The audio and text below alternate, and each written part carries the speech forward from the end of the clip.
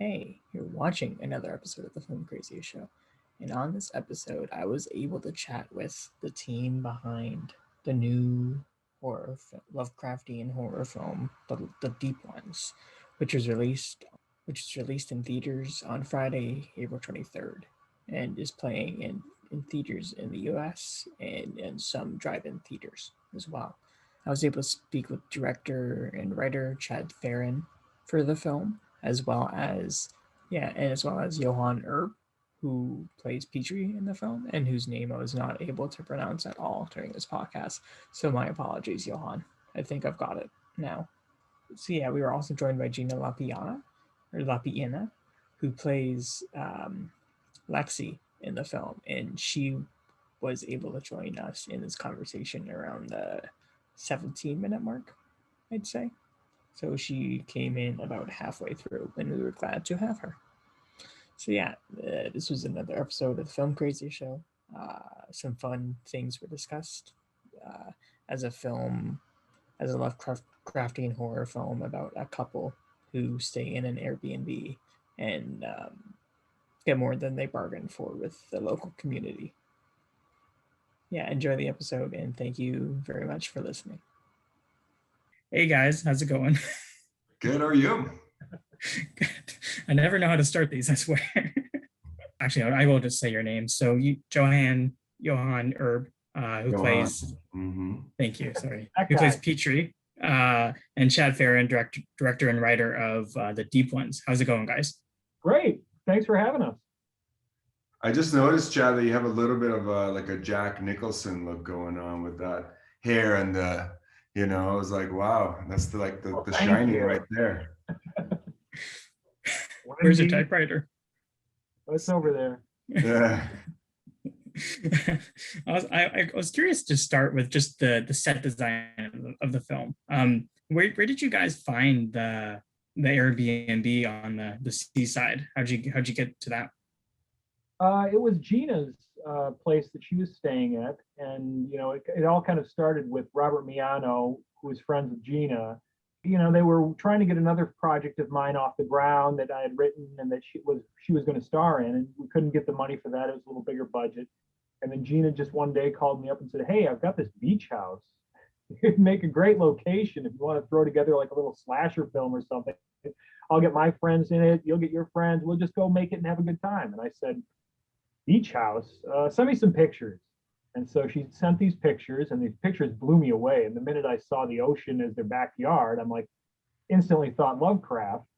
So I started, cranking out a script and rereading a lot of Lovecraft's work, and that really got the juices flowing. I cranked out a script in 2 weeks, sent it to her. She hated it, but she was still she liked the idea of, making a little budget film largely in one location. And then I started thinking of other actresses to play it, and it was going on, and I was reworking it and doing that stuff and taking a little more of the monster stuff out and making that a little more subtle and going more for the Rosemary's Baby vibe and kind of really getting into that. So once I reworked the script, she liked it, and then she wanted to do the lead, and it just kind of organically started going. She suggested Johann and Robert Miano, of course. I put in everything because he's great. So this was my first time working with Johann and Gina as actors. So, there was that excitement to it. And it just kind of birthed itself from her and her location. And so the script was mainly written around the idea of her in it, the location, and some other actors that I had in mind. And, that's kind of how it came about. Okay, that's pretty neat, starting with the location before the script. That's cool. No, it's a great way to do it, and I've done it on just the last couple. The film I'm doing right now called Nightcaller, we're shooting on next Saturday, and it was one of those things where a lot of stuff, when you, as a writer, for me, especially on the low budget side, you're not writing car explosions and all this stuff, and you're more of kind of character thing, and that way of working has subconsciously went into me on almost every script I write. So I might think it's a little bigger, but when you finish it and you send it to people, like, this is a really great script and it's so easy. There's only 2 actors in a room for 90% of it, or in a car, or in this or whatever. And you're like, this is pretty easy. We only need 100 grand to make this one. Robert, go see if you can pull in 100 grand and let's go do it. Bing, bada, boom. He pulls it in, gets 100 grand, and now we're shooting next week. And the idea, the exciting thing for me as a filmmaker is the deep one starts, playing theatrically on the 23rd, and to be actually shooting another film while the other one is making this thing is really a dream come true. And that's the way for me would be great way to just keep as a, my directing to make one film in a year, shooting another one while that one's, getting released, so you basically are on this train of, okay, one film a year is a great comfort zone. You're not busting your balls. You write it out, crank it out, shoot it. The other one's hitting theaters or video or whatever it might be, and keep that momentum going is the idea. Can I just say that I'm really impressed because I'm not, that you could just look at pictures of a house and just go, I know exactly what to do. I'm gonna write a story that's Lovecraftian and this and that, and just like in 2 weeks you have a script together. That just blows my mind. You want to know a really neat thing that really got me excited, and because I've always I'm a very humble person because I grew up in a household where name calling and keeping you as low as possible was the norm. So anytime you accomplish something, whether it was in martial arts or other things that I would venture in, and you'd make this high mark and you're like, hey, that's pretty good. I won this trophy, or I did this, or I broke somebody's nose, or whatever it might be. My parents would be like, you're a fucking loser. Why didn't you do this? Or why didn't that get better? So it instilled in me this humbleness and a hard work ethic that even when I do accomplish something great, like the Deep Ones playing Sitges or these other great festivals, it's like, oh, that's great. You want to get better and better and better and better. And so on this latest film, I'd finished the script and we've got Steve Railsback starring in it. And I thought, you know what? Steve Railsback was in his first film with James Woods, directed by Elia Kazan, called The Visitors. And I'm like, you know what? We got Railsback. Why don't we try to get James Woods to play this other character? He's been basically blacklisted for being a Republican. What the fuck does it hurt to try out and at least get him the script? And the coolest thing was he turned the role down, but he read the script, complimented the writing and all this stuff. And I'm like, holy shit, James fucking Woods read my script and said it was pretty good. So it gives you I don't want to say a swelled head for me, which would be, I guess, the average person's swelled head. It was just like, that's pretty cool. You set these benchmarks of where you think you should be as a filmmaker, and you didn't make it. But there are certain little bumps in the road or highlights that you're like, that's pretty cool. And I can smile that night when I go to bed instead of sticking a barrel of a shotgun in my mouth and blowing my head off. Well, that's great validation though with the James Woods, and that's not the shotgun option yet. Not yet. Yeah. Let's keep that shotgun. I mean, if it's empty, it's one thing. Yeah. Well, about turns you on somehow, shotgun, but that's not mouths and tentacles in mouths. Let's talk about that. You're in my head. That was my transition. Yeah, like, is that the weirdest thing you've had to do for a film? I think that it's definitely one of the weirdest. Depends, like, weird. We can what we'll call weird or not, but it was definitely a very unique experience of having this slimy tentacle, that's coming through, someone's crotch into my throat, and me gagging is definitely a unique experience. I would call it. So, yeah. But I think it was actually, that was the first day of filming, and it really set the tone for everyone involved. Because for me, I worry with an actor I've not worked with, especially one that's as talented, good looking, tall, strapping. I mean, he's like the fucking Randolph Scott of, today.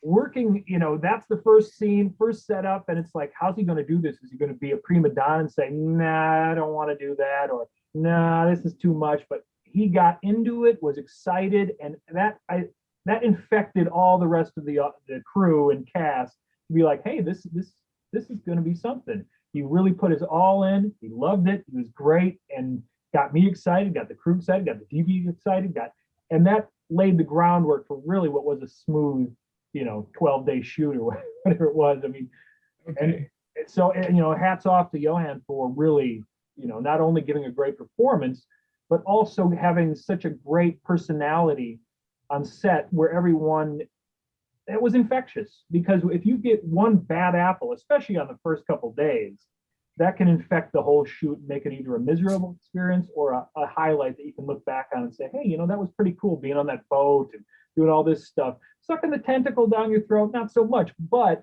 it had this fun kind of like, hey, we're all game. Let's get this done. Let's have fun. And if it works, it works. If it doesn't, we'll try something else. And it worked. I'm a big sci-fi fan, and so for me, it was just a chance to really. I also got to think about all the other sort of the alien movies and things and whatever, those things like going down the throat and just being like how cool that actually is and how gross it is, and then be able to also use all of that and it's just hilarious. Like, and I think it plays pretty well on screen because everyone who watches that is just like, oh God, oh God, oh yeah. It's like one of our worst fears that something goes down and like, that goes into our belly and like, so it was fun. Yeah, now like filming that on the first day, were there nerves for that too, or no? I think for me, the kind of person that I am, for me, it's like when I commit to something, I go with it. I trust that I'm there for a reason, and this is part of the process. And when you're making art, if you try to limit art into these parameters that are safe and sort of boring, then you're going to get safe and boring. But if you're willing to break some barriers for yourself and do things that are uncomfortable, it also plays. And I think that like Chad was saying, like, you're making a movie that's just weird and different and like odd and goofy. And that's why I think it's so good, is because Chad wasn't afraid to get weird and really allow that sort of that different parallel world to come to life. And in order to bring that to life, we have to get uncomfortable, I think. And I think there were plenty of moments on set when you're just like, this is really trippy what's happening right now. And I think you guys will see it when you watch the movie. You'll be like, this is really creepy, like what's going on. Yeah, it gets pretty crazy.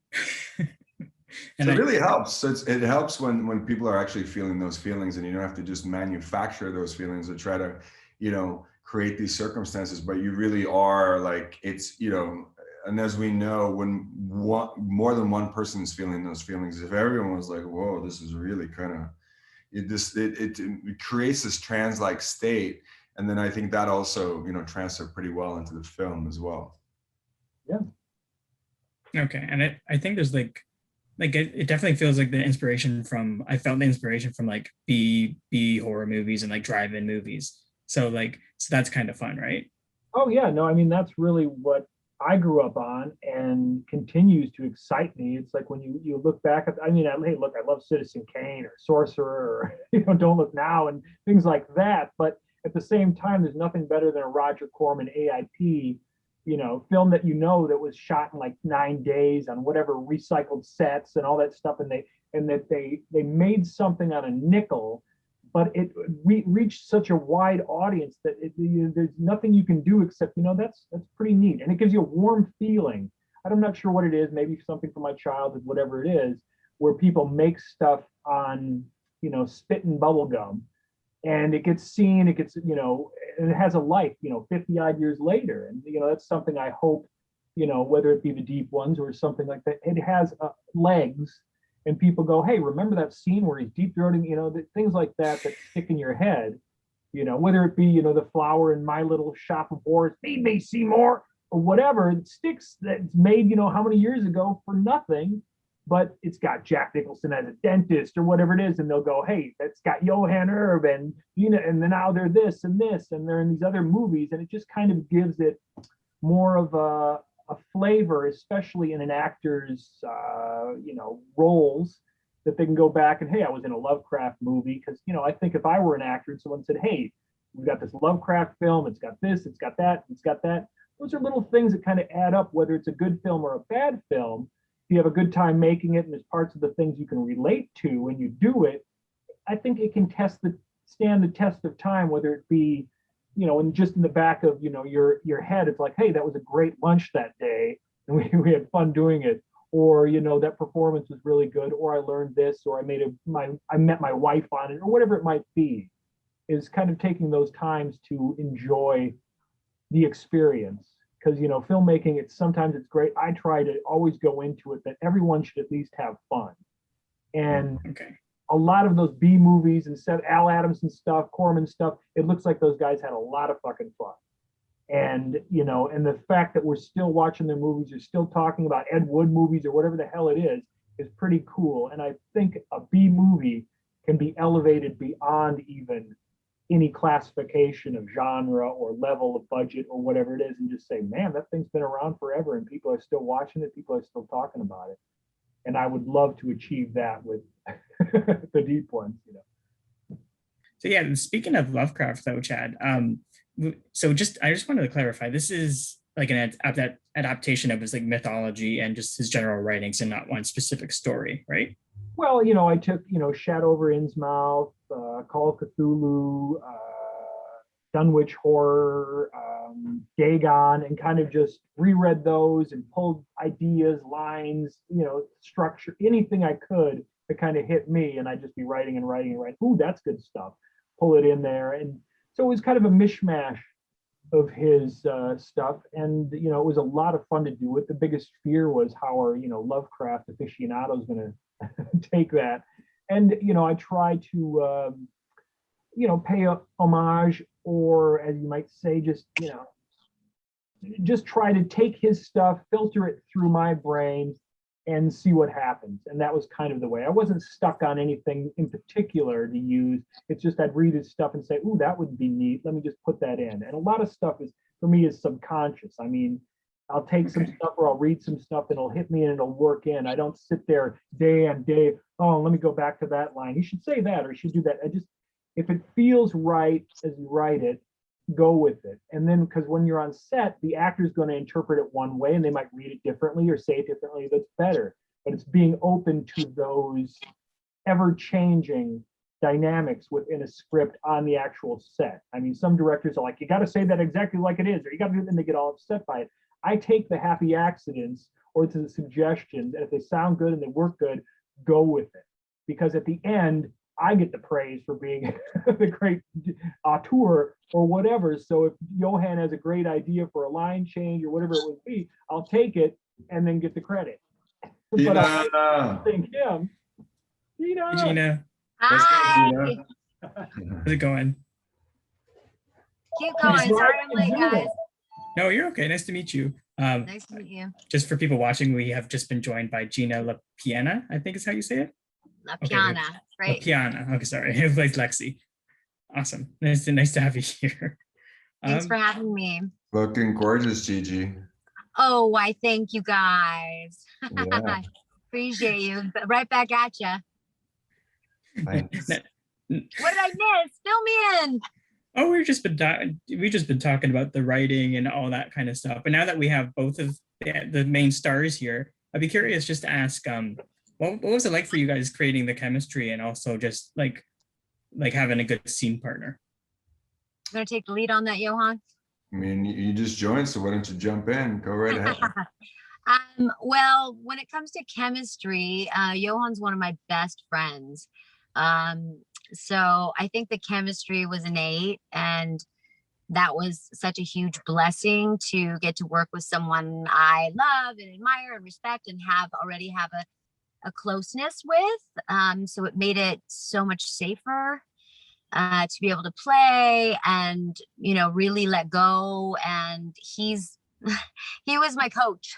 He was my coach through the whole thing. So I was really terrified to take it on, and he was really, cheerleading me on and constantly reminding me that I could do this. And Yeah, it was fun. It was fun to get to, I've always had a crush on Johann for years. So it was so fun to get to, kiss him and throw each other around and be playful like that too.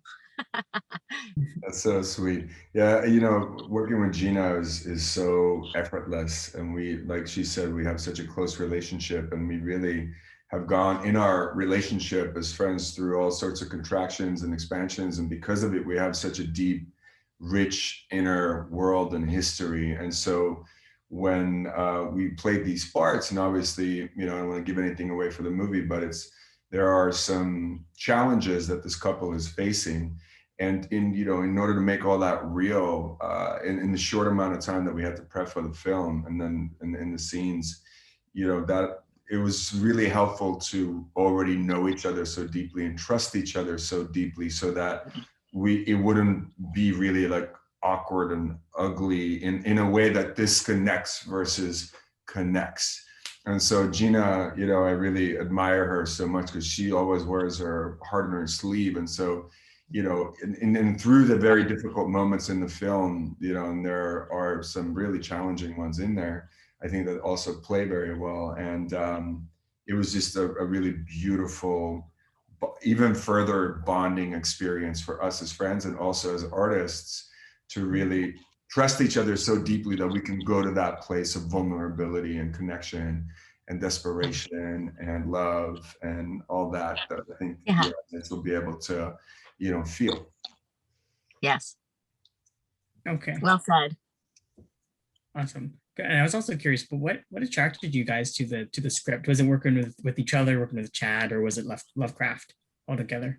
It was honestly the $1 million that Chad offered. I'm still waiting for the checks in the mail. Okay, yeah. I personally fell in love with the script that Chad wrote. I'm obsessed with this other script. What's the name of that script? God's Lonely Woman. Yeah, I read the script that Chad did, and I was blown away. It's a bigger budget feature, and then I knew I wanted to work with him. It was just, it was really powerful. And so he and I have been talking and chatting and collaborating, and I said, let's do, I've got this incredible space. Let's do, like a sort of Airbnb thriller horror. And he was just so quick to just jump on that and get it done. I want to say it was maybe 3 weeks after I said that to him that I had a script to read, and he's like, okay, you said it, let's do it. So he was just so spontaneous and yet just masterful in getting it done and making it happen. And at first I was really scared. Again, I'll say I was scared of the script, just fearing like moments that I didn't know that I could do. And both Johann and Chad were just cheering me on to take it on. And it was the two of them that really convinced me, because I wanted to play the best friend role. I was like, no, I'll play the comedic, the comedic break. That sounds fun and palatable for me. And between the two of them, we're like, just do it. You can do this. And I'm so glad I did. So glad I said yes. I'm so glad she did too. Otherwise, we wouldn't be here. I mean, it was really a great experience because, as a thing, you're always afraid of working with not only actors who are investing money as a producer or a location or any of those things that you haven't necessarily worked with before. So there's that fear of, like I was saying with Johann, you're afraid that first day they could be like, I ain't doing that, or I want to change this line or that line. And I made that clear. And, it was such a smooth experience on this that everyone was really collaborative and excited. And we were on the same track of what the end accomplishment would be. So you weren't having someone, no, I'm not going to deep throat that, or I'm not going to get naked for this, or I'm not going to let that creature rape me or whatever. Because I've come into situations like that, and that's fine on the first day because you would just fire them and replace them with someone who is willing to do it. But if you're halfway through the shoot or you're at the end of the thing and then Gina says, yeah, I don't want to do that, you're like, well, what? So having her game all the way through from beginning to end was really amazing, and such a welcoming, warm energy. at her home. It kind of made, you get a mountain of people there shooting a movie is a stressful experience, but she took it in stride and not only gave a great performance, but produced and, it just everything to make everyone feel warm and welcome. And I think that gave the energy once we got to that location and finished out the film with a smile on everyone's face. Yeah, and I actually just remembered the question that you asked. I was just enthralled by Gina's response, so I forgot for a moment. But what I was really attracted to was a chance to work with Gina, and I enjoyed the script. I thought it was really odd and different and weird, and it was a chance to just do something I hadn't done before for me. It was I love making art. I love making stuff also that's not your cookie cutter, regular things. And so it was just a chance to experiment with some of my, dearest friends and go into a place that I hadn't gone before. And it felt really exciting to, like Chad also expressed before, Chad's really great about taking suggestions and being really open for actors to do their thing. And so it felt very freeing and very fun to be in the moment and to be in discovery together. And, you're limited on time, and so you have to just like show up and show up and show up. And so it was just a really fun, exciting, an experience I'll never forget. And I think, and I actually like, watching the movie, it's like, it's always weird watching yourself, and it's always uncomfortable, but I think that we created something that's unique and that's odd and like off the cuff, and there's just moments in there that really stay with you, and that's more than a lot of movies can say. So I think we really accomplished something quite unique together. Yeah. I think so. Okay. Now, with all that said, I wanted to ask a bit about the monster design. I know some Lovecraft films, like, they're kind of vague about what they're worshiping. So what went into the choice of actually wanting to show the monster? Well, I'm a huge fan of the movie Chud with the underground cannibalistic dwellers in that film. And so I wanted the glowing eyes, and I wanted these certain elements as a kid that really got me excited. You'd see the poster for that, or you'd see the trailer, you'd be like, oh my God, you're wetting yourself because you want to go see this this horror thing. So I wanted something that gave not only myself that same kind of feeling when you see this creature, but also, you hope that it can connect some of the fans out there that are looking for that element of what, for me, that gets you excited as a filmmaker. And monsters have always been a thing, from whether it be the creature from the Black Lagoon or whatever it might be, and going with that. And so when I got Jim Ojala in on the makeup effects, I just kind of tossed some of those ideas back and forth with him, and what I liked and what he liked and what he had available that he could modify for our budget. And it came together kind of on that basis. Okay. And obviously there have been like drawings of Dagon before. So like, were you guys able to put your little spin on it at all? Yeah, well, it was kind of, that also comes in, I sent him, the Lovecraft drawing that he had of Dagon that I'd found online. I'm like, hey, yeah, Lovecraft actually drew this. Let's see if we can get some of those elements and what you can get for, a very limited budget. But at the same time, anything that I can take inspiration from and then share that with, whether it be a makeup artist or an actor or a costume designer, and then say, hey, throw in some of your ideas or your thoughts or your thing, kind of put them together organically and see what comes of it. And, just give the freedom artistically, because you're hiring people that, you must respect artistically. So you want them to give their, what gets them excited into it as well. And if that meets, in the middle, or if it goes beyond expectation or whatever, you've done the right thing. And that's really kind of the way my philosophy of going by with working with anyone artistically is kind of take what they give them, my ideas, see what they gravitate to, and then welcome their ideas as well. And hopefully you come up with something that's better than ever was written on the page or imagined, and you have a good time doing it in the process. Okay. I love the collaboration. Now, no, Gina, what was it like interacting with the creature? It was intense, to say the least. It was just a really powerful, scary creature. They were super effective. They did an incredible job because I didn't have to work at it, at being terrified. It was all just there. Yeah, and the actor that was playing the creature, wore the suit, was also very good. Yeah, it was terrifying. It was really helped me just let go of thinking and just being present and dealing with what was so. And it was a big, menacing, creepy, scary monster. Now, Johann, I was curious, like when your character was created, were you the one in mind for the character, or were those Finnish like aspects added when you were cast for it?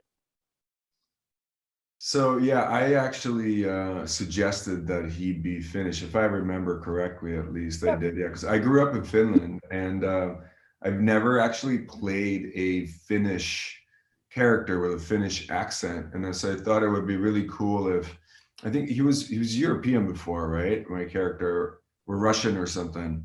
Yeah, something, that was one of the things of, for me, it's finding an actor if they are, like Silvia's character, Ingrid, she speaks German and whatnot. So it's like, okay, let's add some Swiss German elements. And it's kind of taking an actor's background and pulling from them. Gina speaks Spanish. So there were parts of the script that had that in there before that got cut out, but elements from an actor or infusing them with their actual character, for me, I think always helps. Whether they can play guitar or something, pulling those elements into a script gives them a familiarity with the character that they can kind of be like, oh, I relate to this, whether it be the language or where they're from or playing a guitar or whatever it might be. And I think it helps an actor relate to a character they're playing. And that's kind of the way I look at it. And when he suggested the Finnish, and he can speak Finnish, I'm like, oh, this is great. Let's put this in there. He says this, and it kind of added to it for me anyway, artistically, because you're like, this is a new layer that I haven't seen before, and it just adds a little more flavor to the whole film. Yeah, and it was fun to, we brought in some like Finnish cultural things, or able to just add things that were real to me at a certain point in my life, and I know that are not just things that I'm sort of manufacturing or having to manufacture, but rather being able to pull from real life experiences, and also just understanding the mentality of a culture that is pretty different from American culture, and portrayed in a way I think that is very close to what it is, So that was fun for me, and I really enjoyed that aspect of being able to actually play a Finn as well. Yeah, and I definitely think that added to the richness of the character, so that was pretty cool. Thank you. Now, I have a couple more. So I wanted to add, like, the row row row your boat kind of cult chant.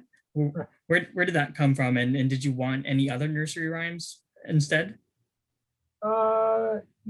Originally there were a whole bunch of seaside chanties, and the idea was to kind of have the cult, goes by the row row row your boat kind of thing as their main thing, but there were other ideas of, like, the party scene would be of all old sea chanties playing on the record and all these different things that had ocean elements. But it was very hard to make that work with the way it's shot, because again, it's, you're shooting 10, 15 pages a day, and things are not always what you would idealize on the script.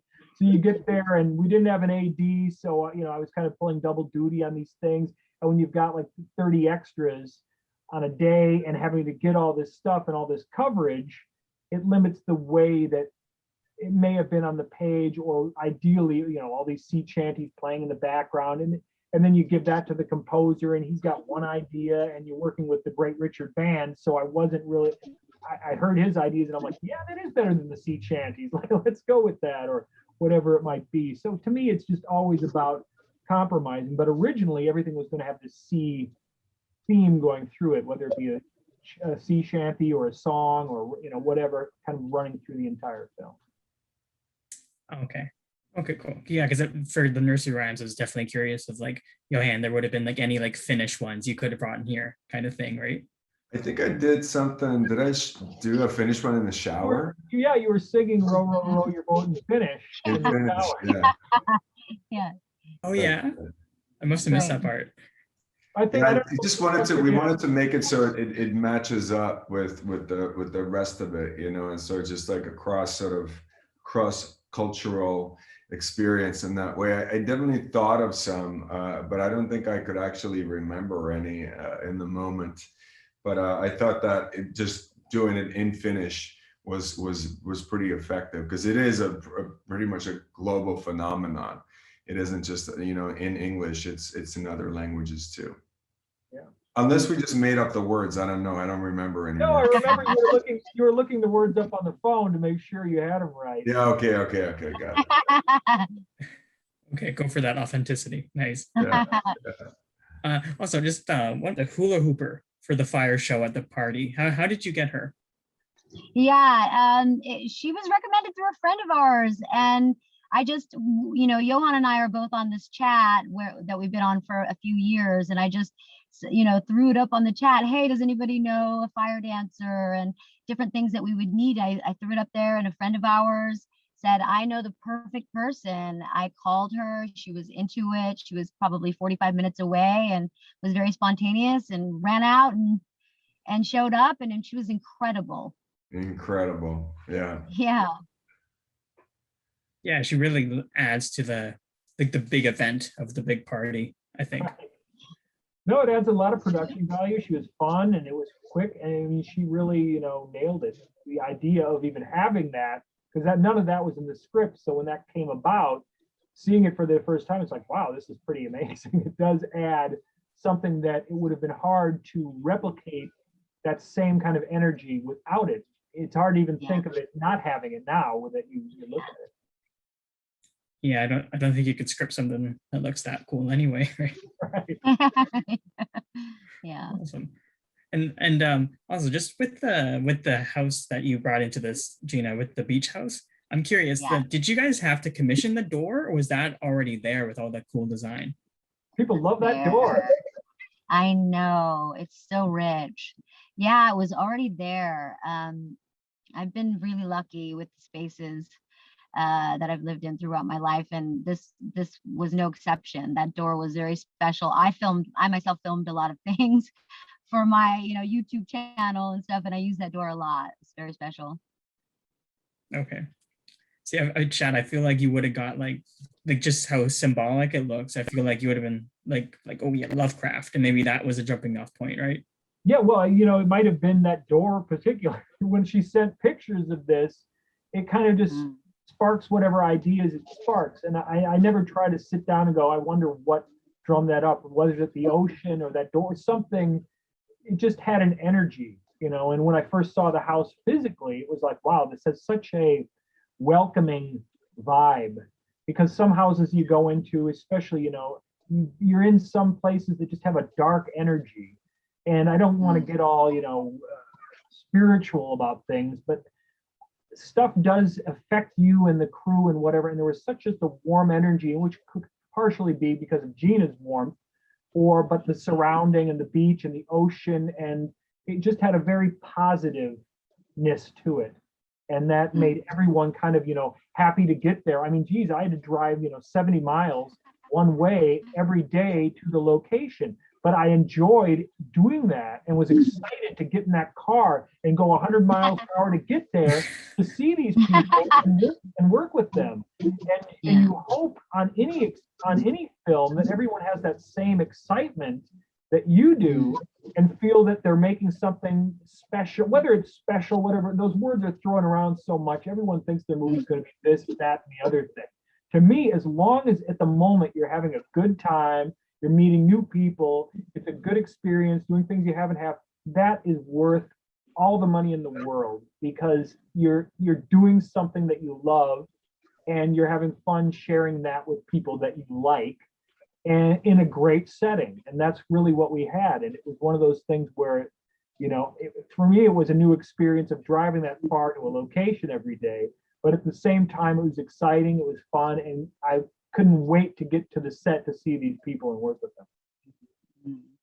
Okay, brilliant. Now, can we just plug quickly where people can find the Deep Ones or whatever else you guys are working on? Sure. Well, it starts April 23rd at Lemley's NoHo 7 here in Los Angeles. And then it's opening on the 30th all across America in select different independent theaters.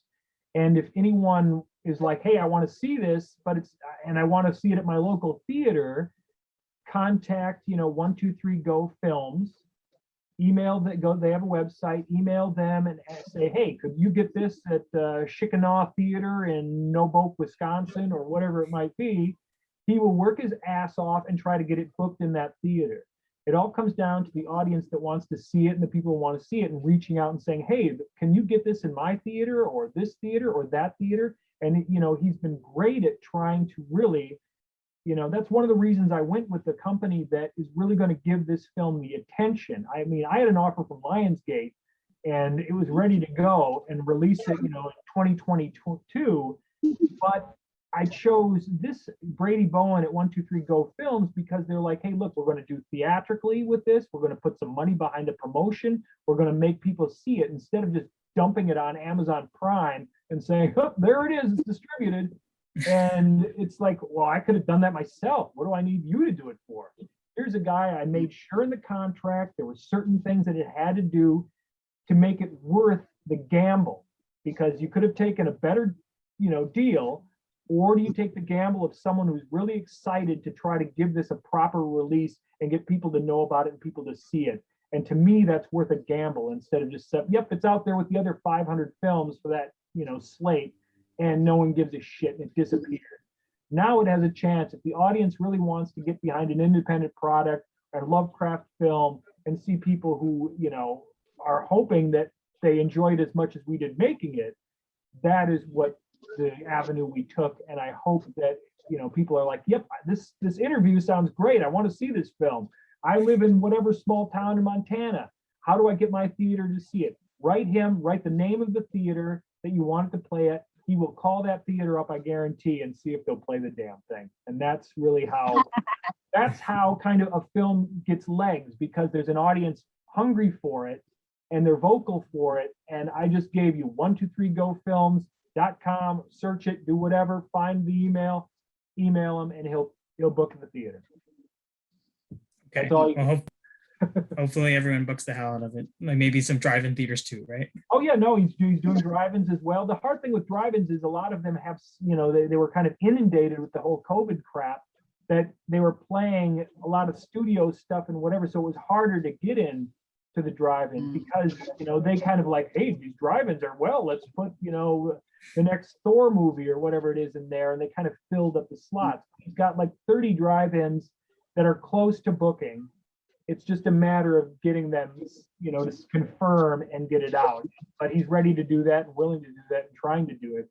And, that's all you can hope for, is a distributor that tries to, as hard as he can to make a film get seen. Okay, fingers crossed, because I feel like drive-ins are a great way to watch this one, and in theaters too. Awesome. Yeah. So you guys have been so generous with your time. Maybe I'll have you guys just like say what you did on the film, just because I've butchered everyone's pronunciation. So if you wouldn't mind. This is Johann Urb. Thanks for tuning in. I played Petri in The Deep Ones. And thanks for tuning into the Craziest Film Show. No, what the fuck is it called again? That was perfect. Honestly, I like that name better. It's the Filmcraziest Show, but I'm calling it the Craziest Film Show from now on, honestly. Let's do that. Let's do it. All right. Thank you. Hi, the Filmcraziest Show fans. I'm Gina La Piana. I play the female lead, Johann Urb's wife, Petri's wife in The Deep Ones. Go see the movie. It's so much fun. It's creepy. It's thrilling. It has so much nuance. We're so excited to share it with you guys. Come on, check it out. I would hire her in a moment. Yeah, Yes. you're hired. Yeah. We're getting ready to, we're teeing up to do part 2. So that's going to be exciting. That's right. The old ones. Oh, really? The old. Yeah. Oh, wow. Okay. Well, I'd be happy to have you all back for that one. No, it's great. It kind of goes in more into the mythology of other Lovecraft sources, and it's pretty neat. Like, Chad Ferrin, I'm writer director of the Deep Ones, and it's great to be on the Filmcraziest show and go see the film. And I hope you dig it. And if you hate it, keep your mouth shut. But if you dig it, write reviews, call up your friends, go tweet about it, do all that nonsense, and tell everybody to jump out of their chairs and go watch the film on the big screen. awesome. Great. Thank you all for coming on. Thank you. Thank Awesome. you for having us. Yeah. Thank you so much.